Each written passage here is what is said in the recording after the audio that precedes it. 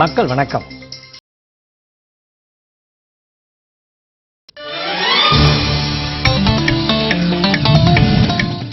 தெலுங்கானாவுக்கு எதிராக ஆந்திர உறுப்பினர்கள் தொடர்ந்து அமளி. அவைத் தலைவரின் ஒலிவாங்கி உடைப்பு. நாள் முழுவதும் மக்களவை ஒத்திவைப்பு.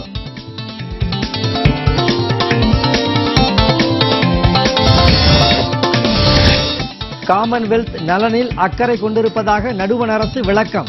இலங்கையில் நடக்கும் மாநாட்டில்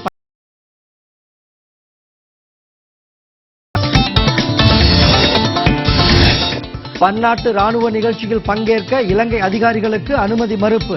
போர்க்குற்ற நடவடிக்கைகளில் தொடர்பு இருப்பதாக அமெரிக்கா நடவடிக்கை.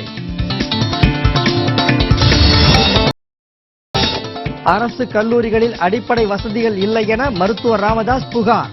புதிய கல்லூரிகளை அதிக எண்ணிக்கையில் திறக்க வேண்டும் என வலியுறுத்தல்.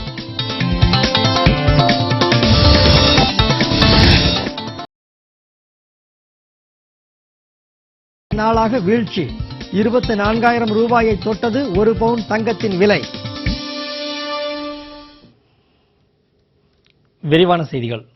தெலுங்கானா பிரச்சனையில் ஆந்திராவைச் சேர்ந்த நாடாளுமன்ற உறுப்பினர்கள் மக்களவைத் தலைவரின் ஒலிவாங்கியை உடைத்ததால் கடும் அமளி நிலவியது.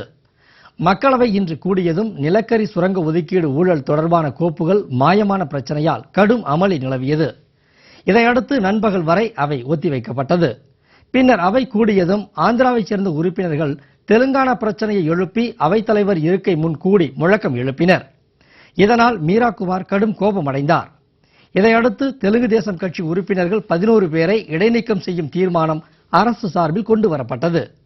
அதனை வாக்கெடுப்புக்கு விட்டபோது அமளியில் ஈடுபட்ட உறுப்பினர்கள் அவைத்தலைவர் இருக்கை முன் வைக்கப்பட்டிருந்த ஒலிவாங்கியை இழுத்து கீழே தள்ளினர்.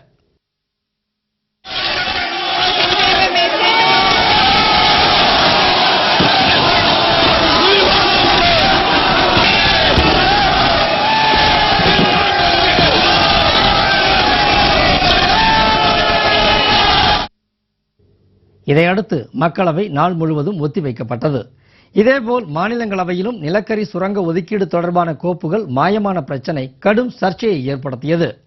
அப்போது நடுவண் அமைச்சர் நாராயணசாமிக்கும் அதிமுக உறுப்பினர் மைத்ரேயனுக்கும் இடையே கடும் வாக்குவாதம் நடைபெற்றது.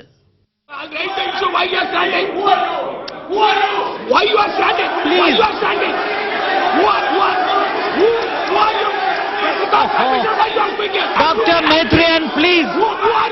Please.